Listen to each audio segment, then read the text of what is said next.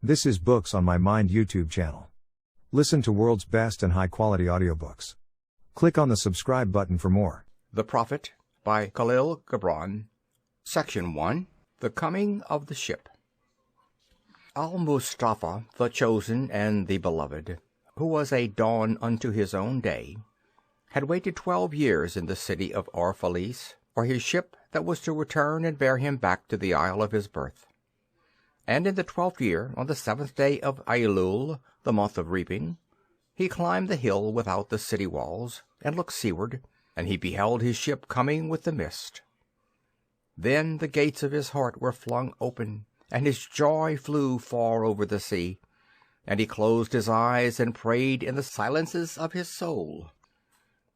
But as he descended the hill, a sadness came upon him, and he thought in his heart, "How shall I go in peace and without sorrow? Nay, not without a wound in the spirit shall I leave this city. Long were the days of pain I have spent within its walls, and long were the nights of aloneness. And who can depart from his pain and his aloneness without regret? Too many fragments of the spirit have I scattered in these streets, and too many are the children of my longing that walk naked among these hills, and I cannot withdraw from them without a burden and an ache. It is not a garment I cast off this day, but a skin that I tear with my own hands. Nor is it a thought I leave behind me, but a heart made sweet with hunger and with thirst. Yet I cannot tarry longer. The sea that calls all things unto her calls me, and I must embark. For to stay, though the hours burn in the night, is to freeze and crystallize and be bound in a mold. Fain would I take with me all that is here. But how shall I? A voice cannot carry the tongue and the lips that gave it wings. Alone must it seek the ether. And alone and without his nest shall the eagle fly across the sun. Now when he reached the foot of the hill, he turned again towards the sea, and he saw his ship approaching the harbor, and upon her prow the mariners, the men of his own land. And his soul cried out to them, and he said, "Sons of my ancient mother, you riders of the tides, how often have you sailed in my dreams, and now you come in my awakening, which is my deeper dream. Ready am I to go, and my eagerness with sails full set awaits the wind. Only another breath will I breathe in this still air, only another loving look cast backward. And then I shall stand among you, a seafarer among seafarers. And you, vast sea, sleepless mother, who alone are peace and freedom to the river and the stream. Only another winding will this stream make, only another murmur in this glade, and then I shall come to you, a boundless drop to a boundless ocean." And as he walked, he saw from afar men and women leaving their fields and their vineyards and hastening toward the city gates. And he heard their voices calling his name and shouting from field to field, telling one another of the coming of his ship. And he said to himself, "Shall the day of parting be the day of gathering? And shall it be said that my eve was in truth my dawn? And what shall I give unto him who has left his plough in mid-furrow, or to him who has stopped the wheel of his winepress? Shall my heart become a tree heavy laden with fruit, that I may gather and give unto them? And shall my desires flow like a fountain, that I may fill their cups? Am I a harp, that the hand of the mighty may touch me, or a flute, that his breath may pass through me? A seeker of silences am I, and what treasure have I found in silences, that I may dispense with confidence? If this is my day of harvest, in what fields have I sowed the seed, and in what unremembered seasons? If this indeed be the hour in which I lift up my lantern, it is not my flame that shall burn therein. Empty and dark shall I raise my lantern, and the guardian of the night shall fill it with oil, and he shall light it also." These things he said in words, but much in his heart remained unsaid, for he himself could not speak his deeper secret. And when he entered into the city, all the people came to meet him, and they were crying out to him with one voice. And the elders of the city stood forth and said, Go not yet away from us. A noontide have you been in our twilight, and your youth has given us dreams to dream.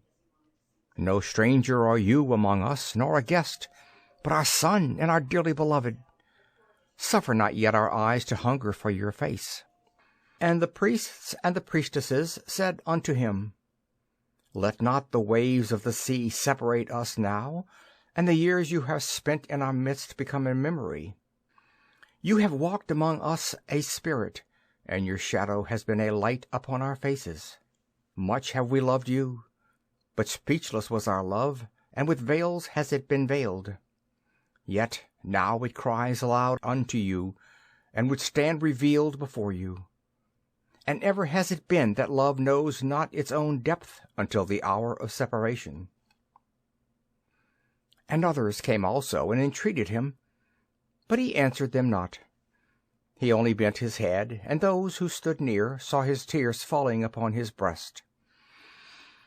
And he and the people proceeded toward the great square before the temple. And there came out of the sanctuary a woman whose name was Almitra, and she was a seeress. And he looked upon her with exceeding tenderness, for it was she who had first sought and believed in him when he had been but a day in their city. And she hailed him, saying, Prophet of God, in quest of the uttermost, long have you searched the distances for your ship. And now your ship has come, and you must needs go. Deep is your longing for the land of your memories, and the dwelling place of your greater desires. And our love would not bind you, nor our needs hold you.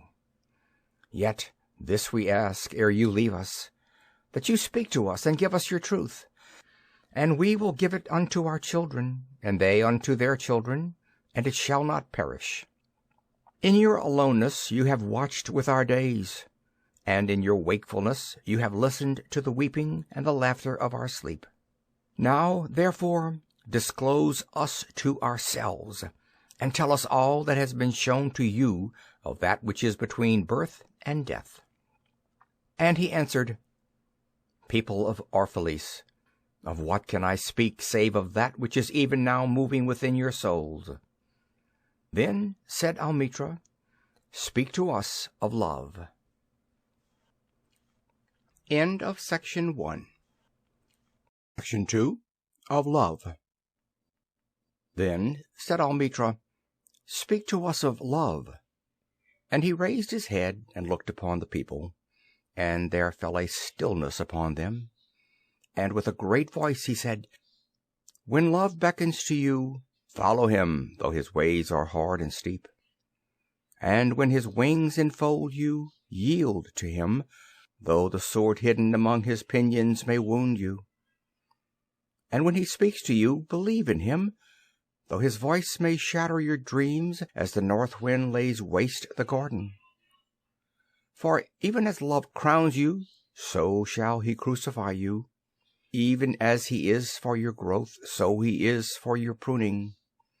Even as he ascends to your height and caresses your tenderest branches that quiver in the sun, so shall he descend to your roots and shake them in their clinging to the earth. Like sheaves of corn he gathers you unto himself. He threshes you to make you naked. He sifts you to free you from your husks. He grinds you to whiteness. He kneads you until you are pliant, and then he assigns you to his sacred fire, that you may become sacred bread for God's sacred feast. All these things shall love do unto you, that you may know the secrets of your heart, and in that knowledge become a fragment of life's heart. But if in your fear you would seek only love's peace and love's pleasure, then it is better for you that you cover your nakedness and pass out of love's threshing floor into the seasonless world, where you shall laugh, but not all of your laughter, and weep, but not all of your tears. Love gives naught but itself, and takes naught but from itself. Love possesses not, nor would it be possessed, for love is sufficient unto love. When you love, you should not say, God is in my heart, but rather, I am in the heart of God. And think not you can direct the course of love, for love, if it finds you worthy, directs your course. Love has no other desire but to fulfill itself. But if you love and must needs have desires, let these be your desires: to melt and be like a running brook that sings its melody to the night, to know the pain of too much tenderness, to be wounded by your own understanding of love, and to bleed willingly and joyfully, to wake at dawn with a winged heart, and give thanks for another day of loving, to rest at the noon hour and meditate love's ecstasy, to return home at eventide with gratitude, and then to sleep with a prayer for the beloved in your heart and a song of praise upon your lips. End of Section 2 on Love. Section 3 on Marriage. Then Almitra spoke again and said, And what of marriage, master? And he answered, saying, You were born together, and together you shall be for evermore. You shall be together when the white wings of death scatter your days. Aye, you shall be together even in the silent memory of God. But let there be spaces in your togetherness, and let the winds of the heavens dance between you. Love one another, but make not a bond of love. Let it rather be a moving sea between the shores of your souls. Fill each other's cup, but drink not from one cup. Give one another of your bread, but eat not from the same loaf. Sing and dance together and be joyous, but let each one of you be alone, even as the strings of a lute are alone, though they quiver with the same music. Give your hearts, but not unto each other's keeping, for only the hand of life can contain your hearts. And stand together, yet not too near together, for the pillars of the temple stand apart, and the oak tree and the cypress grow not in each other's shadow. End of Section 3 on Marriage. Section 4 on Children. And a woman who held a babe against her bosom said, Speak to us of children. And he said, Your children are not your children. They are the sons and daughters of life's longing for itself. They come through you, but not from you, and though they are with you, yet they belong not to you. You may give them your love, but not your thoughts, for they have their own thoughts. You may house their bodies, but not their souls, for their souls dwell in the house of tomorrow, which you cannot visit, even in your dreams. You may strive to be like them, but seek not to make them like you, for life goes not backward, nor tarries with yesterday. You are the bows from which your children as living arrows are sent forth. The archer sees the mark upon the path of the infinite, and he bends you with his might that his arrows may go swift and far. Let your bending in the archer's hand be for gladness, for even as he loves the arrow that flies, so he loves also the bow that is stable. End of Section 4 on Children. Section 5 on Giving. Then said a rich man, Speak to us of giving. And he answered, You give but little when you give of your possessions. It is when you give of yourself that you truly give. For what are your possessions but things you keep and guard for fear you may need them tomorrow? And tomorrow, what shall tomorrow bring to the overprudent dog burying bones in the trackless sand as he follows the pilgrims to the holy city? And what is fear of need but need itself? Is not dread of thirst when your well is full the thirst that is unquenchable? There are those who give little of the much which they have, and they give it for recognition and their hidden desire that makes their gifts unwholesome. And there are those who have little and give it all. These are the believers in life and the bounty of life, and their coffer is never empty. There are those who give with joy, and that joy is their reward. There are those who give with pain, and that pain is their baptism. And there are those who give and know not pain in giving, nor do they seek joy, nor give with mindfulness of virtue. They give as in yonder valley the myrtle breathes its fragrance into space. Through the hands of such as these God speaks, and from behind their eyes he smiles upon the earth. It is well to give when asked, but it is better to give unasked through understanding. And to the open-handed, the search for one who shall receive is joy greater than giving. And is there aught you would withhold? All you have shall some day be given. Therefore give now, that the season of giving may be yours and not your inheritors. You often say, I would give, but only to the deserving. The trees in your orchard say, not so, nor the flocks in your pasture. They give that they may live, for to withhold is to perish. Surely he who is worthy to receive his days and nights is worthy of all else from you. And he who has deserved to drink from the ocean of life deserves to fill his cup from your little stream. And what desert greater there shall be than that which lies in the courage and the confidence, nay, the charity of receiving? And who are you that men should rend their bosom and unveil their pride, that you may see their worth naked and their pride unabashed? See first that you yourself deserve to be a giver, and an instrument of giving. For in truth it is life that gives unto life, while you, who deem yourself a giver, are but a witness.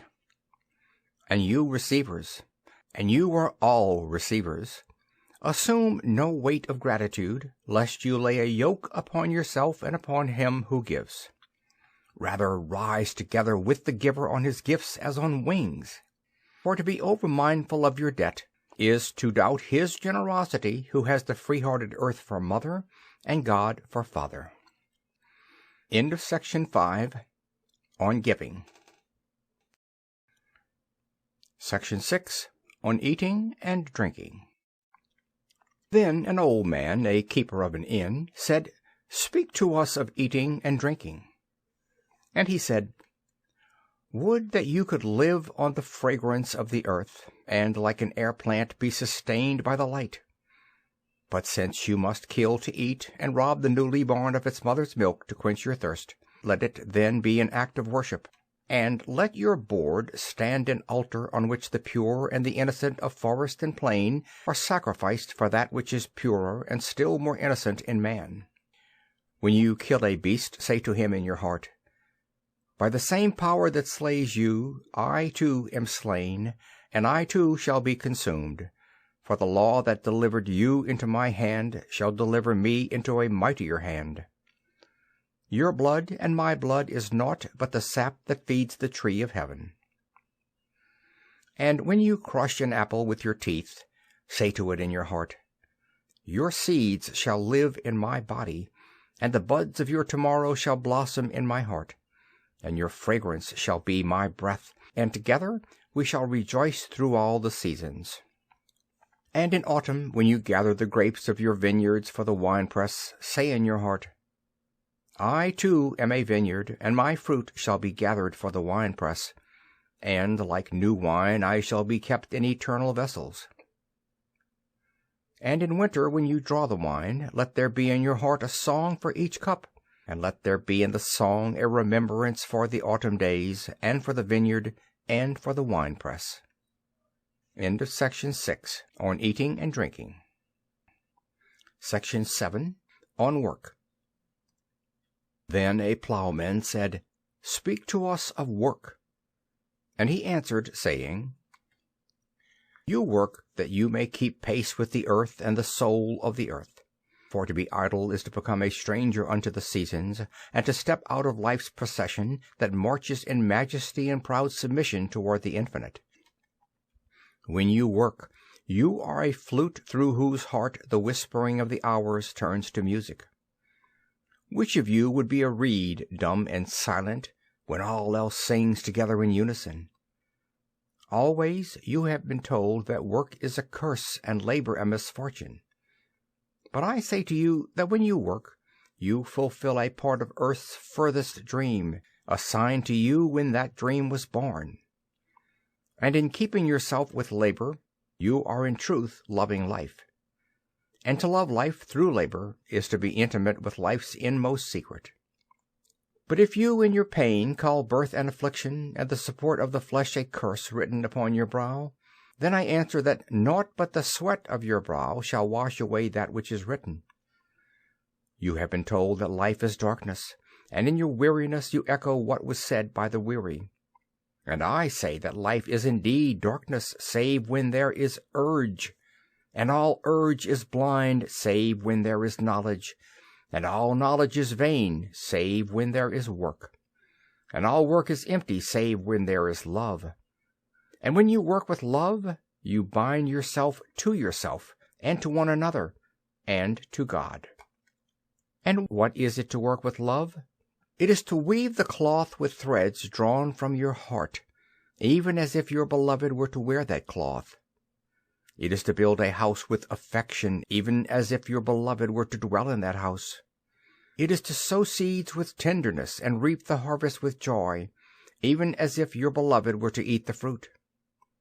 It is to charge all things you fashion with a breath of your own spirit, and to know that all the blessed dead are standing about you and watching. Often have I heard you say, as if speaking in sleep, "He who works in marble and finds the shape of his own soul in the stone is nobler than he who plows the soil.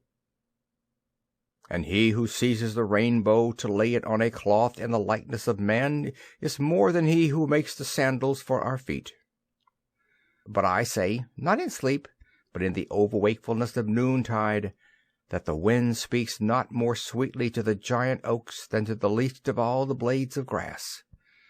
And he alone is great who turns the voice of the wind into a song made sweeter by his own loving. Work is love made visible.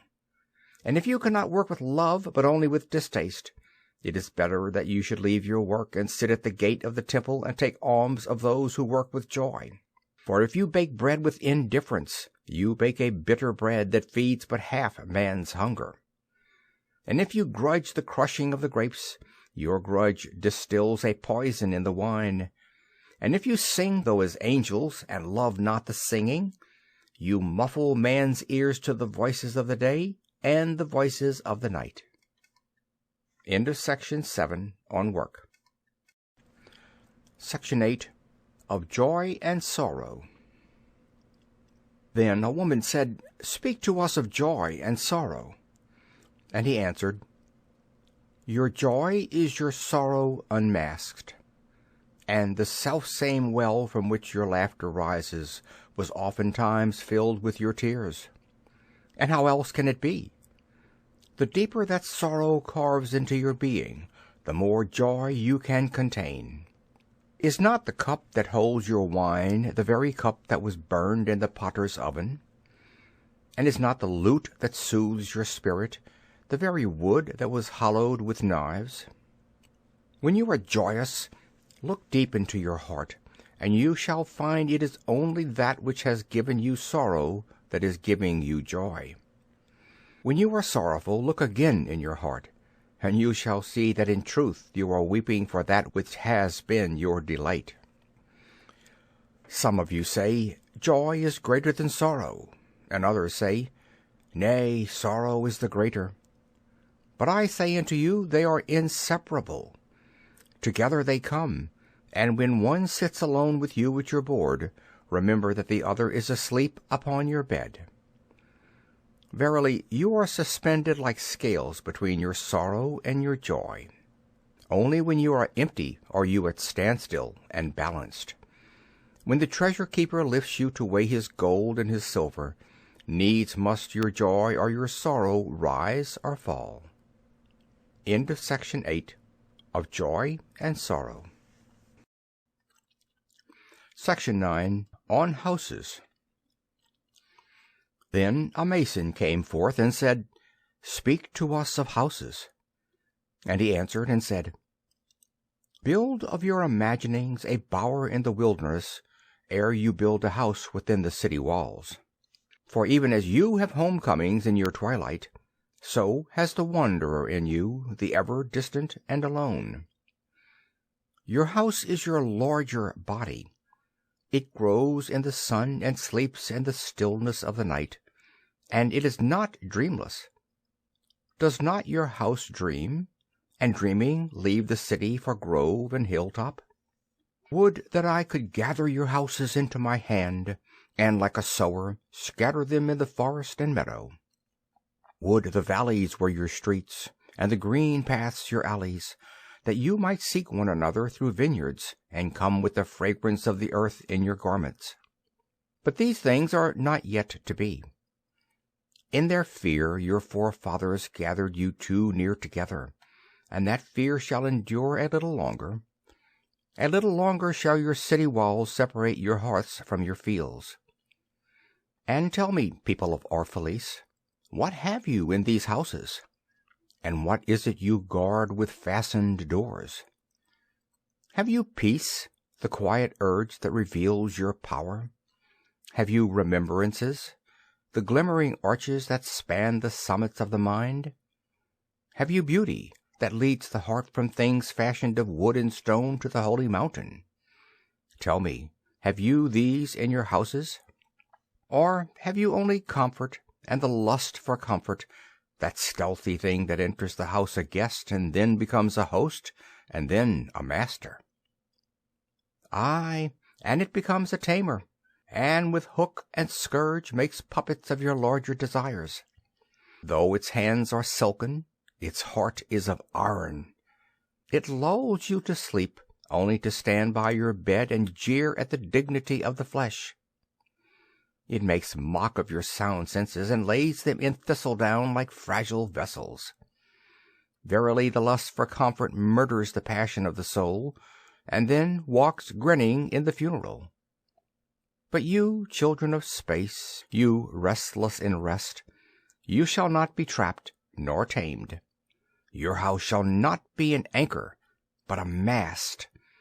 It shall not be a glistening film that covers a wound, but an eyelid that guards the eye. You shall not fold your wings that you may pass through doors, nor bend your heads that they strike not against a ceiling, nor fear to breathe lest walls should crack and fall down. You shall not dwell in tombs made by the dead for the living. And, though of magnificence and splendor, your house shall not hold your secret, nor shelter your longing. For that which is boundless in you abides in the mansion of the sky, whose door is the morning mist, and whose windows are the songs and the silences of night. End of Section 9. On Houses. Section 10. On Clothes. And the weaver said, Speak to us of clothes. And he answered, Your clothes conceal much of your beauty, yet they hide not the unbeautiful. And though you seek in garments the freedom of privacy, you may find in them a harness and a chain. Would that you could meet the sun and the wind with more of your skin and less of your raiment. For the breath of life is in the sunlight, and the hand of life is in the wind. Some of you say, It is the north wind who has woven the clothes we wear. And I say, Aye, it was the north wind, but shame was his loom, and the softening of the sinews was his thread. And when his work was done, he laughed in the forest. Forget not that modesty is for a shield against the eye of the unclean. And when the unclean shall be no more, what were modesty but a fetter and a fouling of the mind? And forget not that the earth delights to feel your bare feet, and the wind longs to play in your hair. End of Section 10. On Clothes. Section 11. On Buying and Selling. And a merchant said, Speak to us of buying and selling. And he answered and said, To you the earth yields her fruit, and you shall not want if you but know how to fill your hands. It is in exchanging the gifts of the earth that you shall find abundance and be satisfied. Yet, unless the exchange be in love and kindly justice, it will but lead some to greed and others to hunger. When in the marketplace you toilers of the sea and fields and vineyards meet the weavers and the potters and the gatherers of spices, invoke then the master spirit of the earth to come into your midst and sanctify the scales and the reckoning that weighs value against value. And suffer not the barren-handed to take part in your transactions, who would sell their word for your labor. To such men you should say, "Come with us to the fields, or go with our brothers to the sea and cast your net, for the land and the sea shall be bountiful to you even as to us." And if there come the singers and the dancers and the flute players, buy of their gifts also, for they too are gatherers of fruit and frankincense, and that which they bring, though fashioned of dreams, is raiment and food for your soul. And before you leave the marketplace, see that no one has gone his way with empty hands. For the master spirit of the earth shall not sleep peacefully upon the wind, till the needs of the least of you are satisfied. End of section 11. On buying and selling. Section 12. On crime and punishment. Then one of the judges of the city stood forth and said, "Speak to us of crime and punishment." And he answered, saying, "It is when your spirit goes wandering upon the wind, that you alone and unguarded commit a wrong unto others, and therefore unto yourself. And for that wrong committed must you knock and wait a while unheeded at the gate of the blessed. Like the ocean is your God-self, it remains forever undefiled, and like the ether it lifts but the winged. Even like the sun is your God-self, it knows not the ways of the mole, nor seeks it in the holes of the serpent. But your God-self dwells not alone in your being. And much in you is not yet man, but a shapeless pygmy that walks asleep in the mist, searching for its own awakening. And of the man in you would I now speak. For it is he, and not your God-self, nor the pygmy in the mist, that knows crime and the punishment of crime. Oftentimes I have heard you speak of one who commits a wrong as though he were not one of you, but a stranger unto you, and an intruder upon your world. But I say that even as the holy and the righteous cannot rise beyond the highest which is in each one of you, so the wicked and the weak cannot fall lower than the lowest which is in you also. And as a single leaf turns not yellow but with the silent knowledge of the whole tree, so the wrongdoer cannot do wrong without the hidden will of you all. Like a procession you walk together toward your God-self. You are the way and the wayfarers. And when one of you falls down, he falls for those behind him, a caution against the stumbling stone. Aye, and he falls for those ahead of him, who, though faster and surer of foot, yet removed not the stumbling stone. And this also, though the world lie heavy upon your hearts. The murderer is not unaccountable for his own murder, and the robbed is not blameless in being robbed. The righteous is not innocent of the deeds of the wicked, and the white-handed is not clean of the doings of the felon. Yea, the guilty is oftentimes the victim of the injured, and still more often the condemned is the burden-bearer for the guiltless and unblamed. You cannot separate the just from the unjust, and the good from the wicked. For they stand together before the face of the sun, even as the black thread and the white are woven together. And when the black thread breaks, the weaver shall look into the whole cloth, and he shall examine the loom also. If any of you would bring to judgment the unfaithful wife, let him also weigh the heart of her husband in scales, and measure his soul with measurements. And let him who would lash the offender look into the spirit of the offended. And if any of you would punish in the name of righteousness, and lay the axe unto the evil tree, let him see to its roots, and verily he will find the roots of the good and the bad, the fruitful and the fruitless, all entwined together in the silent heart of the earth.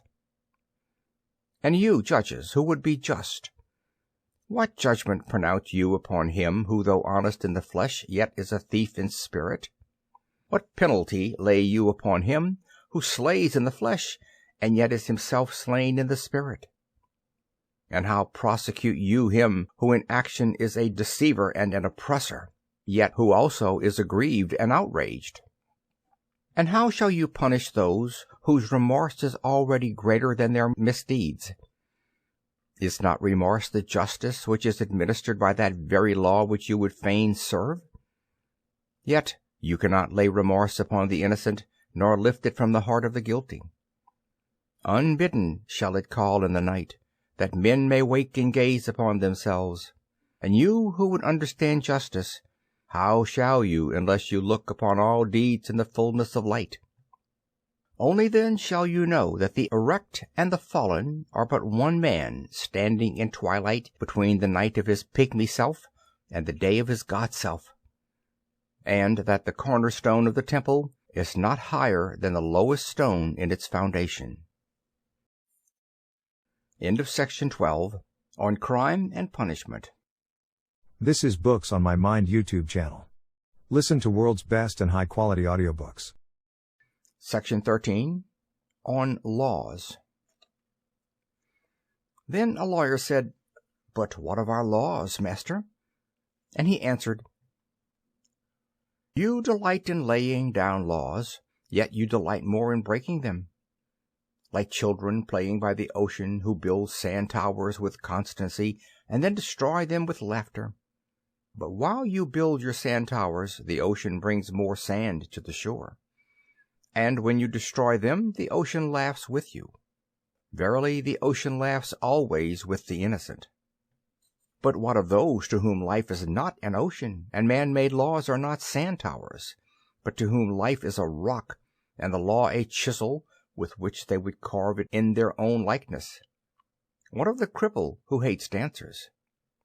What of the ox who loves his yoke and deems the elk and deer of the forest stray and vagrant things? What of the old serpent who cannot shed his skin, and calls all others naked and shameless?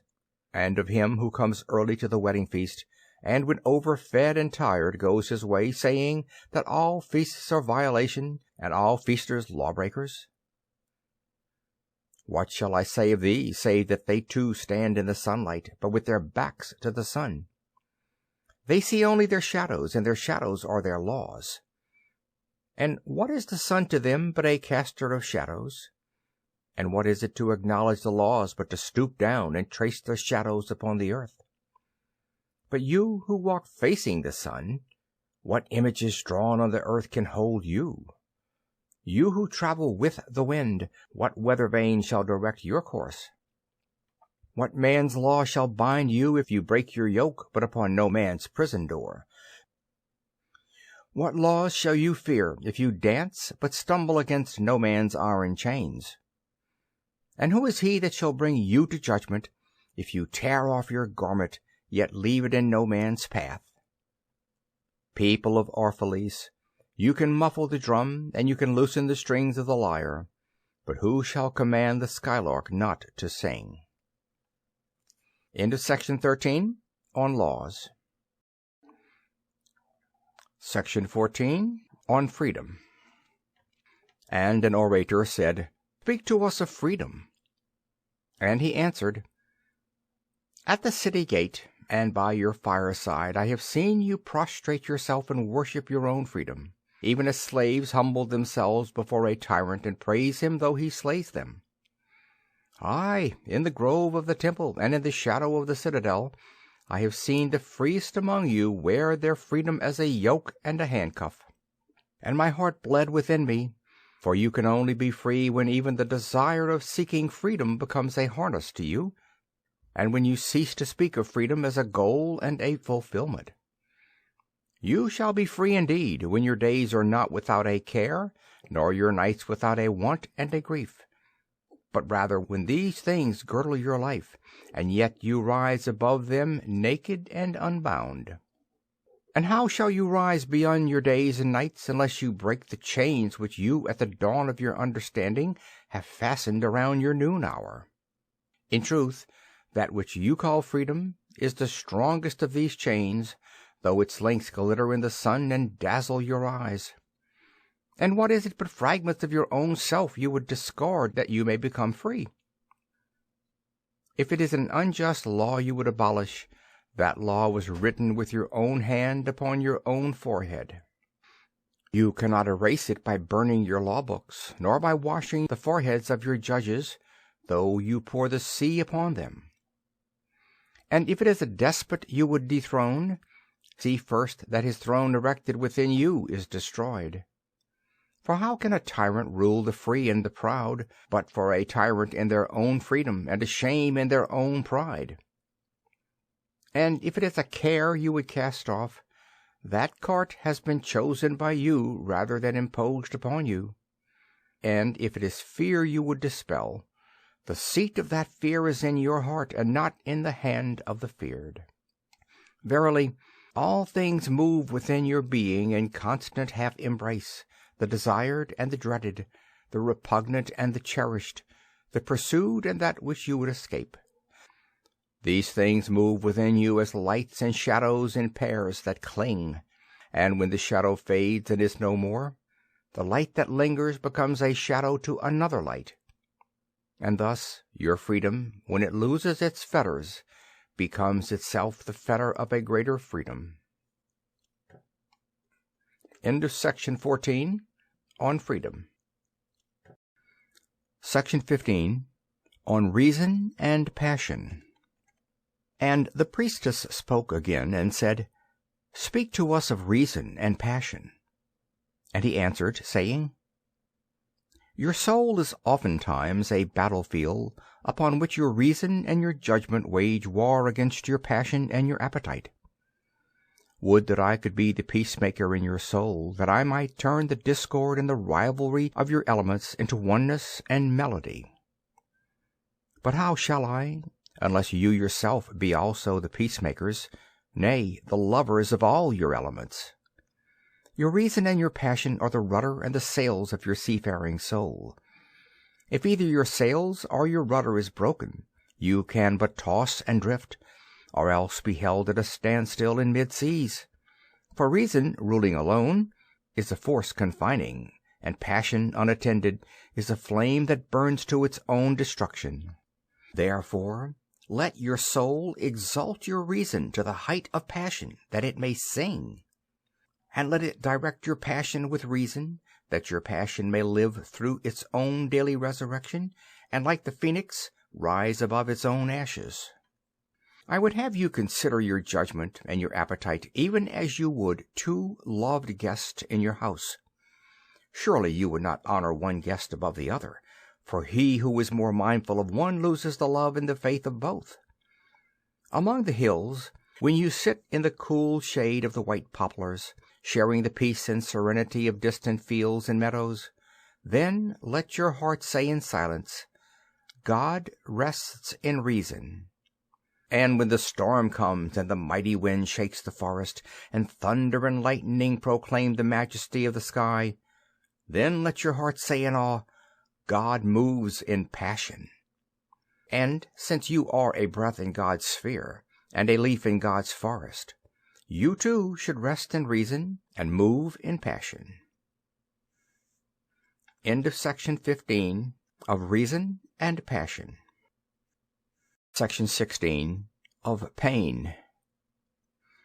And a woman spoke, saying, Tell us of pain. And he said, Your pain is the breaking of the shell that encloses your understanding. Even as the stone of the fruit must break, that its heart may stand in the sun, so must you know pain. And could you keep your heart in wonder at the daily miracles of your life, your pain would not seem less wondrous than your joy, and you would accept the seasons of your heart, even as you have always accepted the seasons that pass over your fields. And you would watch with serenity through the winters of your grief. Much of your pain is self-chosen. It is the bitter portion by which the physician within you heals your sick self. Therefore trust the physician, and drink his remedy in silence and tranquillity. For his hand, though heavy and hard, is guided by the tender hand of the unseen, and the cup he brings, though it burns your lips, has been fashioned of the clay which the potter has moistened with his own sacred tears. End of section 16 of Pain. Section 17 on self-knowledge. And a man said, Speak to us of self-knowledge. And he answered, saying, Your hearts know in silence the secrets of the days and the nights, but your ears thirst for the sound of your heart's knowledge. You would know in words that which you have always known in thought. You would touch with your fingers the naked body of your dreams, and it is well you should. The hidden wellspring of your soul must needs rise and run murmuring to the sea, and the treasure of your infinite depths would be revealed to your eyes. But let there be no scales to weigh your unknown treasure, and seek not the depths of your knowledge with staff or sounding line. For self is a sea boundless and measureless. Say not, I have found the truth, but rather, I have found a truth. Say not, I have found the path of the soul. Say rather, I have met the soul walking upon my path. For the soul walks upon all paths. The soul walks not upon a line, neither does it grow like a weed. The soul unfolds itself like the lotus of countless petals. End of section 17 of self-knowledge. Section 18 on teaching. Then said a teacher, Speak to us of teaching. And he said, No man can reveal to you aught but that which already lies half asleep in the dawning of your knowledge.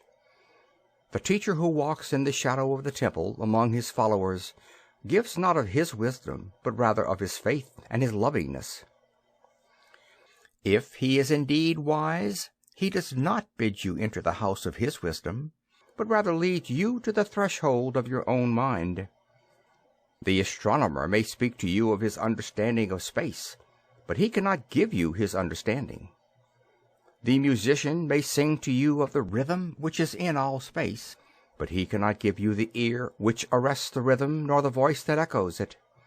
And he who is versed in the science of numbers can tell us of the regions of weight and measure, but he cannot conduct you thither, for the vision of one man lends not its wings to another man. And even as each one of you stands alone in God's knowledge, so must each one of you be alone in his knowledge of God and in his understanding of the earth. End of section 18 on teaching. Section 19 on friendship. And a youth said, Speak to us of friendship. And he answered, saying, Your friend is your needs answered. He is your field which you sow with love and reap with thanksgiving. And he is your board and your fireside. For you come to him with your hunger, and you seek him for peace. When your friend speaks his mind, you fear not the nay in your own mind, nor do you withhold the I. And when he is silent, your heart ceases not to listen to his heart. For without words, in friendship, all thoughts, all desires, all expectations are born and shared with joy that is unacclaimed. When you part from your friend, you grieve not, for that which you love most in him may be clearer in his absence, as the mountain to the climber is clearer from the plain. And let there be no purpose in friendship save the deepening of the spirit. For love that seeks aught but the disclosure of its own misery is not love, but a net cast forth, and only the unprofitable is caught. And let your best be for your friend. If he must know the ebb of your tide, let him know its flood also. For what is your friend that you should seek him with hours to kill? Seek him always with hours to live. For it is his to fill your need, but not your emptiness. And in the sweetness of friendship, let there be laughter and sharing of pleasures. For in the dew of little things the heart finds its morning and is refreshed. End of section 19 on friendship. Section 20 on talking. And then a scholar said, "Speak of talking." And he answered, saying, "You talk when you cease to be at peace with your thoughts, and when you can no longer dwell in the solitude of your heart. You live in your lips, and sound is a diversion and a pastime. And in much of your talking, thinking is half murdered. For thought is a bird of space, that in a cage of words may indeed unfold its wings, but cannot fly. There are those among you who seek the talkative through fear of being alone. The silence of aloneness reveals to their eyes their naked selves, and they would escape. And there are those who talk, and without knowledge or forethought reveal a truth which they themselves do not understand. And there are those who have the truth within them, but they tell it not in words. In the bosom of such as these the Spirit dwells in rhythmic silence. When you meet your friend on the roadside or in the marketplace, let the Spirit in you move your lips and direct your tongue. Let the voice within your voice speak to the ear of his ear, for your soul will keep the truth of your heart, as the taste of the wine is remembered when the color is forgotten and the vessel is no more. End of section 20. On talking. Section 21. On time. And an astronomer said, "Master, what of time?" And he answered, "You would measure time, the measureless and the immeasurable. You would adjust your conduct and even direct the course of your spirit according to hours and seasons. Of time you would make a stream upon whose bank you would sit and watch its flowing. Yet the timeless in you is aware of life's timelessness, and knows that yesterday is but today's memory, and tomorrow is today's dream, and that which sings and contemplates in you is still dwelling within the bounds of that first moment which scattered the stars into space. Who among you does not feel that his power to love is boundless? And yet, who does not feel that very love, though boundless, encompassed within the center of his being, and moving not from love thought to love thought, nor from love deeds to other love deeds? And is not time, even as love is, undivided and paceless? But if in your thoughts you must measure time into seasons, let each season encircle all other seasons, and let today embrace the past with remembrance, and the future with longing. End of section 21. On time. Section 22. Of good and evil. And one of the elders of the city said, "Speak to us of good and evil." And he answered, "Of the good in you I can speak, but not of the evil. For what is evil but good tortured by its own hunger and thirst? Verily, when good is hungry, it seeks food even in dark caves, and when it thirsts, it drinks even of dead waters. You are good when you are one with yourself. Yet when you are not one with yourself, you are not evil. For a divided house is not a den of thieves, it is only a divided house. And a ship without rudder may wander aimlessly among perilous isles, yet sink not to the bottom. You are good when you strive to give of yourself. Yet you are not evil when you seek gain for yourself. For when you strive for gain, you are but a root that clings to the earth and sucks at her breast. Surely the fruit cannot say to the root, "Be like me, ripe and full and ever giving of your abundance." For to the fruit giving is a need, as receiving is a need to the root. You are good when you are fully awake in your speech, yet you are not evil when you sleep while your tongue staggers without purpose. And even stumbling speech may strengthen a weak tongue. You are good when you walk to your goal firmly and with bold steps. Yet you are not evil when you go thither limping. Even those who limp go not backward. But you who are strong and swift, see that you do not limp before the lame, deeming it kindness. You are good in countless ways, and you are not evil when you are not good. You are only loitering and sluggard. Pity that the stags cannot teach swiftness to the turtles. In your longing for your giant self lies your goodness, and that longing is in all of you. But in some of you that longing is a torrent rushing with might to the sea, carrying the secrets of the hillsides and the songs of the forest. And in others it is a flat stream that loses itself in angles and bends and lingers before it reaches the shore. But let not him who longs much say to him who longs little, "Wherefore are you slow in halting?" For the truly good ask not the naked, "Where is your garment?" nor the houseless, "What has befallen your house?" End of section 22, on good and evil. Section 23, on prayer. Then a priestess said, "Speak to us of prayer." And he answered, saying, "You pray in your distress and in your need. Would that you might pray also in the fullness of your joy and in your days of abundance. For what is prayer but the expansion of yourself into the living ether? And if it is for your comfort to pour your darkness into space, it is also your delight to pour forth the dawning of your heart. And if you cannot but weep when your soul summons you to prayer, she should spur you again and yet again through weeping until you shall come laughing. When you pray, you rise to meet in the air those who are praying at that very hour, and whom, save in prayer, you may not meet. Therefore let your visit to the temple invisible be for naught but ecstasy and sweet communion.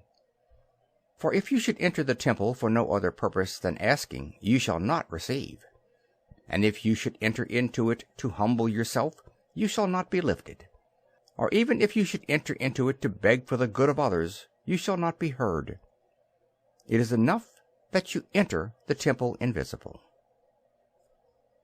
I cannot teach you how to pray in words. God listens not to your words, save when he himself utters them through your lips. And I cannot teach you the prayer of the seas and the forests and the mountains. But you who are born of the mountains and the forest and the seas can find the prayer in your heart.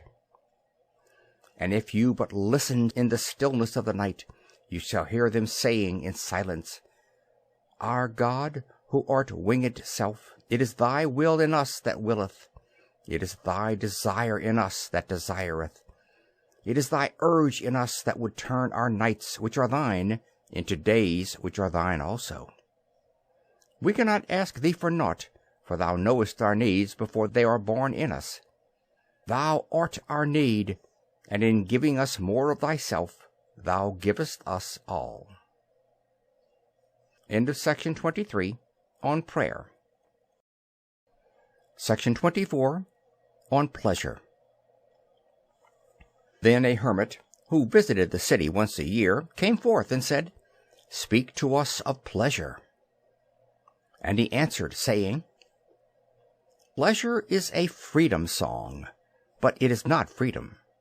It is the blossoming of your desires, but it is not their fruit. It is a depth calling unto a height, but it is not the deep nor the high. It is the cage taking wing, but it is not space encompassed.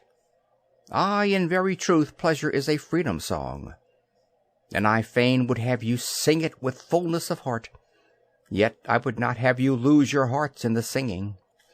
Some of your youth seek pleasure as if it were all, and they are judged and rebuked. I would not judge nor rebuke them. I would have them seek. For they shall find pleasure, but not her alone.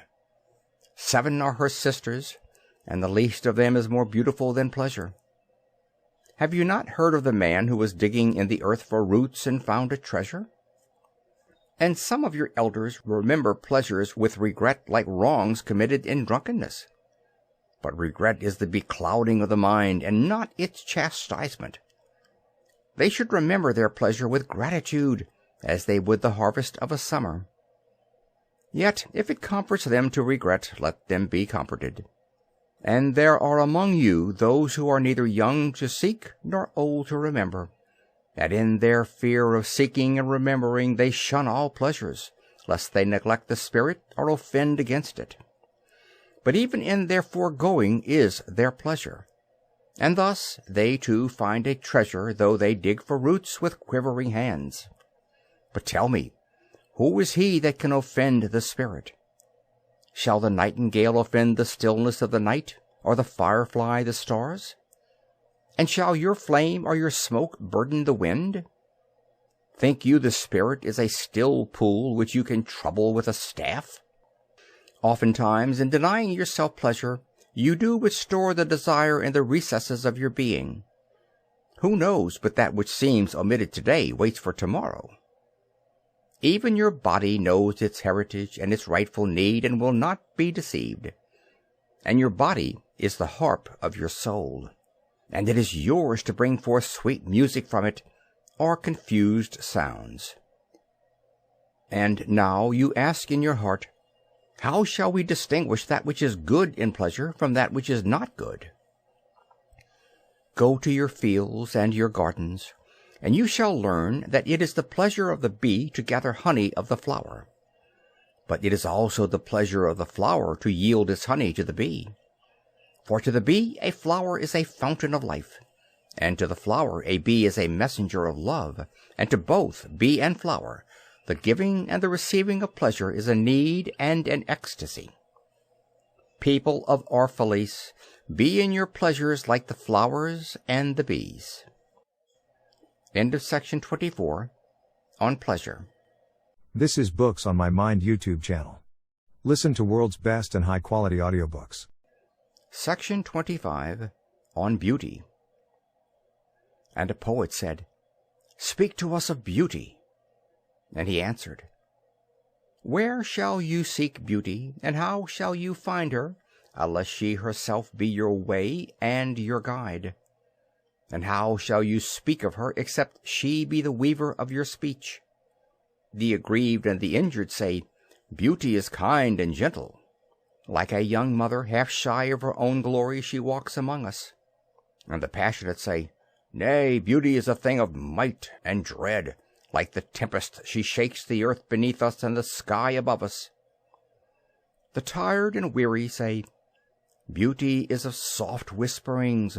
She speaks to our spirit. Her voice yields to our silences like a faint light that quivers in the fear of the shadow. But the restless say, We have heard her shouting among the mountains, and with her cries came the sound of hoofs, and the beating of wings, and the roaring of lions. At night the watchmen of the city say, Beauty shall rise with the dawn from the east. And at noontide the toilers and the wayfarers say, We have seen her leaning over the earth from the windows of the sunset. In winter, say the snowbound, She shall come with the spring leaping upon the hills. And in the summer heat the reapers say, We have seen her dancing with the autumn leaves, and we saw a drift of snow in her hair. All these things have you said of beauty. Yet in truth you spoke not of her, but of needs unsatisfied. And beauty is not a need, but an ecstasy. It is not a mouth thirsting, nor an empty hand stretched forth, but rather a heart inflamed and a soul enchanted. It is not the image you would see, nor the song you would hear, but rather an image you see though you close your eyes, and a song you hear though you shut your ears.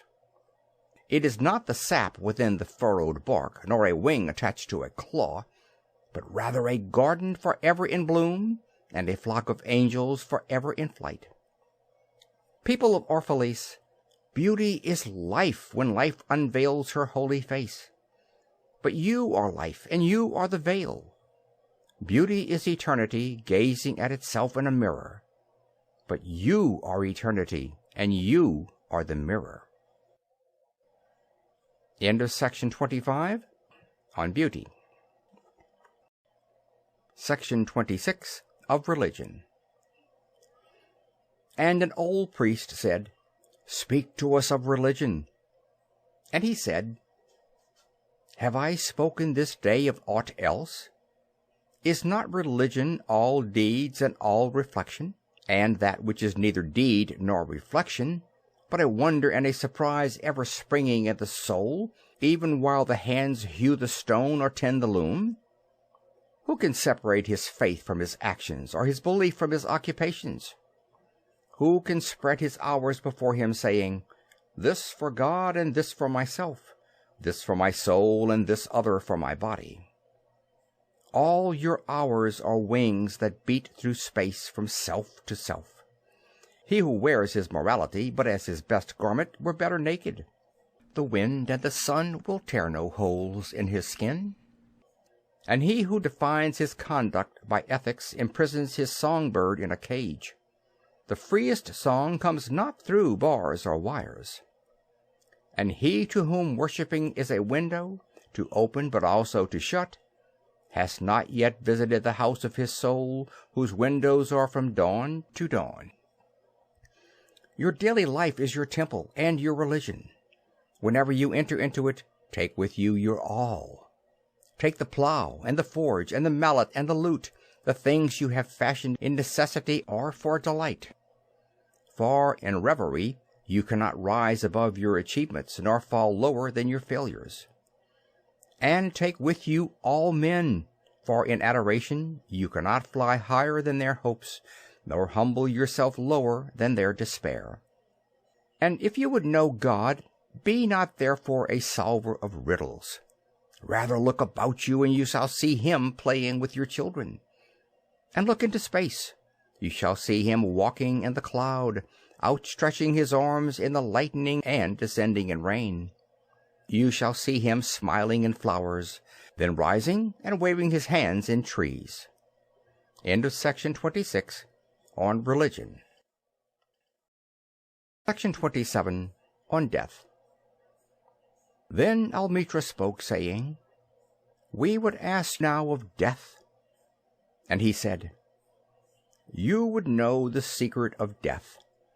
But how shall you find it unless you seek it in the heart of life? The owl, whose night-bound eyes are blind unto the day, cannot unveil the mystery of light. If you would indeed behold the spirit of death, open your heart wide unto the body of life. For life and death are one, even as the river and the sea are one. In the depth of your hopes and desires lies your silent knowledge of the beyond, and like seeds dreaming beneath the snow, your heart dreams of spring. Trust the dreams, for in them is hidden the gate to eternity. Your fear of death is but the trembling of the shepherd when he stands before the king, whose hand is to be laid upon him in honor. Is the shepherd not joyful beneath his trembling, that he shall wear the mark of the king? Yet is he not more mindful of his trembling? For what is it to die but to stand naked in the wind and to melt into the sun? And what is it to cease breathing but to free the breath from its restless tides, that it may rise and expand and see God unencumbered? Only when you drink from the river of silence shall you indeed sing. And when you have reached the mountain-top, then you shall begin to climb. And when the earth shall claim your limbs, then shall you truly dance. And now it was evening, and Almitra the seeress said, Blessed be this day, and this place, and your spirit that has spoken. And he answered, Was it I who spoke? Was I not also a listener? End of section 27 on death. Section 28 The Farewell. Then he descended the steps of the temple, and all the people followed him. And he reached his ship and stood upon the deck. And, facing the people again, he raised his voice and said, People of Orphalese, the wind bids me leave you. Less hasty am I than the wind, yet I must go. We wanderers, ever seeking the lonelier way, begin no day where we have ended another day, and no sunrise finds us where sunset left us. Even while the earth sleeps, we travel. We are the seeds of the tenacious plant, and it is in our ripeness and our fullness of heart that we are given to the wind and are scattered. Brief were my days among you, and briefer still the words I have spoken. But should my voice fade in your ears, and my love vanish in your memory, then I will come again, and with a richer heart and lips more yielding to the Spirit will I speak. Yea, I shall return with the tide, and though death may hide me, and the greater silence enfold me, yet again will I seek your understanding, and not in vain will I seek. If aught I have said is truth, that truth shall reveal itself in a clearer voice, and in words more kin to your thoughts. I go with the wind, people of Orphalese, but not down into emptiness. And if this day is not a fulfillment of your needs and my love, then let it be a promise till another day. Man's needs change, but not his love, nor his desire that his love should satisfy his needs. Know therefore that from the greater silence I shall return. The mist that drifts away at dawn, leaving but dew in the fields, shall rise and gather into a cloud and then fall down in rain. And not unlike the mist have I been. In the stillness of the night I have walked in your streets, and my spirit has entered your houses, and your heartbeats were in my heart, and your breath was upon my face, and I knew you all. I knew your joy and your pain, and in your sleep your dreams were my dreams. And oftentimes I was among you a lake among mountains. I mirrored the summits in you and the bending slopes, and even the passing flocks of your thoughts and your desires. And to my silence came the laughter of your children in streams, and the longing of your youths in rivers. And when they reached my depth, the streams and the rivers ceased not yet to sing. But sweeter still than laughter, and greater than longing, came to me. It was the boundless in you, the vast man to whom you are all but cells and sinews, he in whose chant all your singing is but a soundless throbbing. It is in the vast man that you are vast, and in beholding him that I beheld you and loved you. For what distances can love reach that are not in that vast sphere? What visions, what expectations, and what presumptions can outsoar that flight? Like a giant oak tree covered with apple blossoms is the vast man in you. His might binds you to the earth, his fragrance lifts you into space, and in his durability you are deathless. You have been told that even like a chain, you are as weak as your weakest link. This is but half the truth. You are also as strong as your strongest link. To measure you by your smallest deed is to reckon the power of ocean by the frailty of its foam. To judge you by your failures is to cast blame upon the seasons for their inconstancy. Aye, you are like an ocean, and though heavy grounded ships await the tide upon your shores, yet even like an ocean you cannot hasten your tides. And like the seasons you are also, and though in your winter you deny your spring, yet spring, reposing within you, smiles in her drowsiness and is not offended. Think not I say these things in order that you may say the one to the other, "He praised us well, he saw but the good in us." I only speak to you in words of that which you yourself know in thought. And what is word knowledge but a shadow of wordless knowledge? Your thoughts and my words are waves from a sealed memory that keeps records of our yesterdays, and of the ancient days when the earth knew not us nor herself, and of nights when earth was upwrought with confusion. Wise men have come to you to give you of their wisdom. I came to take of your wisdom, and behold, I have found that which is greater than wisdom.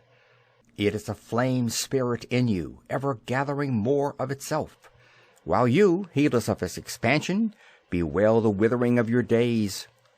It is life in quest of life in bodies that fear the grave. There are no graves here.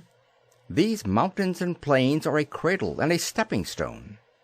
Whenever you pass by the field where you have laid your ancestors, look well thereupon, and you shall see yourselves and your children dancing hand in hand. Verily, you often make merry without knowing. Others have come to you, to whom, for golden promises made unto your faith, you have given but riches and power and glory. Less than a promise have I given, and yet more generous have you been to me. You have given me my deeper thirsting after life. Surely there is no greater gift to a man than that which turns all his aims into parching lips, and all life into a fountain.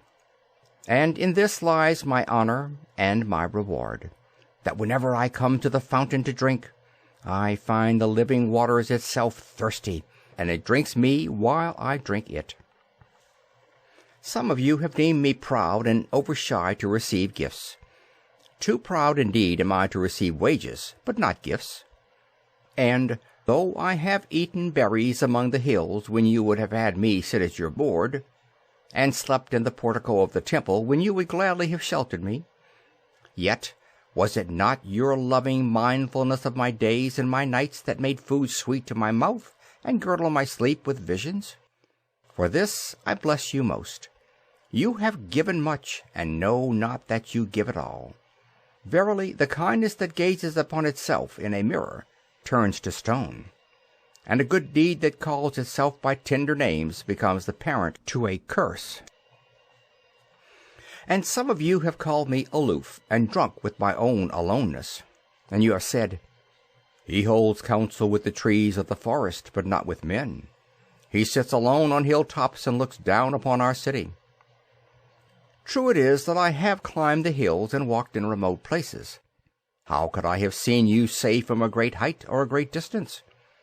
How can one be indeed near unless he be far? And others among you called unto me, not in words, and they said, Stranger, stranger, lover of unreachable heights, why dwell you among the summits where eagles build their nests? Why seek you the unattainable? What storms would you trap in your net, and what vaporous birds do you hunt in the sky? Come and be one of us. Descend and appease your hunger with our bread, and quench your thirst with our wine. In the solitude of their souls they said these things, but were their solitude deeper, they would have known that I sought but the secret of your joy and your pain, and I hunted only your larger selves that walk the sky. But the hunter was also the hunted, for many of my arrows left my bow only to seek my own breast. And the flyer was also the creeper, for when my wings were spread in the sun, their shadow upon the earth was a turtle. And I, the believer, was also the doubter, for often have I put my finger on my own wound, that I might have the greater belief in you, and the greater knowledge of you. And it is with this belief and this knowledge that I say, You are not enclosed within your bodies, nor confined to houses or fields.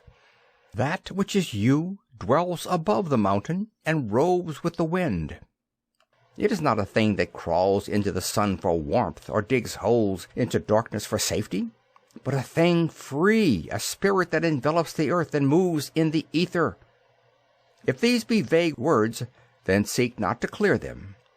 Vague and nebulous is the beginning of all things, but not their end. And I fain would have you remember me as a beginning. Life, and all that lives, is conceived in the mist and not in the crystal. And who knows but a crystal is mist in decay? This would I have you remember in remembering me. That which seems most feeble and bewildered in you is the strongest and most determined. Is it not your breath that has erected and hardened the structure of your bones? And is it not a dream which none of you remember having dreamt, that builded your city and fashioned all there is in it? Could you but see the tides of that breath, you would cease to see all else, and if you could hear the whispering of the dream, you would hear no other sound. But you do not see, nor do you hear, and it is well. The veil that clouds your eyes shall be lifted by the hands that wove it, and the clay that fills your ears shall be pierced by those fingers that kneaded it, and you shall see, and you shall hear. Yet you shall not deplore having known blindness, nor regret having been deaf. For in that day you shall know the hidden purposes of all things, and you shall bless darkness as you would bless light. After saying these things he looked about him, and he saw the pilot of a ship standing by the helm, and gazing now at the full sails, and now at the distance. and he said, "Patient, over patient is the captain of my ship. The wind blows and restless are the sails, even the rudder begs direction.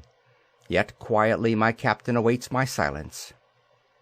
And these my mariners, who have heard the choir of the greater sea, they too have heard me patiently. Now they shall wait no longer. I am ready. The stream has reached the sea, and once more the great mother holds her son against her breast. Fare you well, people of Orphalese. This day has ended. It is closing upon us even as the water lily upon its own tomorrow. What was given us here we shall keep, and if it suffices not, then again we must come together, and together stretch our hands unto the giver. Forget not that I shall come back to you. A little while, and my longing shall gather dust and foam for another body. A little while, a moment of rest upon the wind, and another woman shall bear me. Farewell to you and the youth I have spent with you. It was but yesterday we met in a dream. You have sung to me in my aloneness, and I of your longings have built a tower in the sky. But now our sleep has fled, and our dream is over, and it is no longer dawn. The noontide is upon us, and our half-waking has turned to fuller day, and we must part. If, in the twilight of memory, we should meet once more, we shall speak again together, and you shall sing to me a deeper song.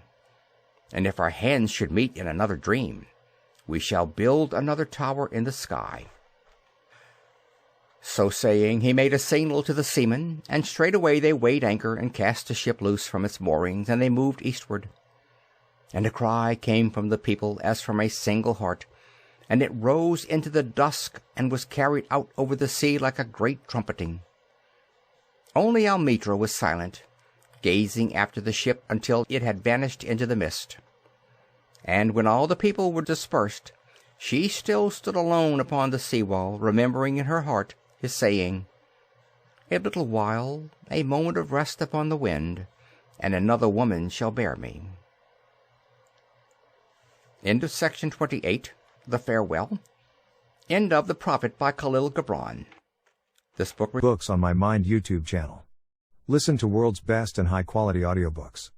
Click on the subscribe button for more.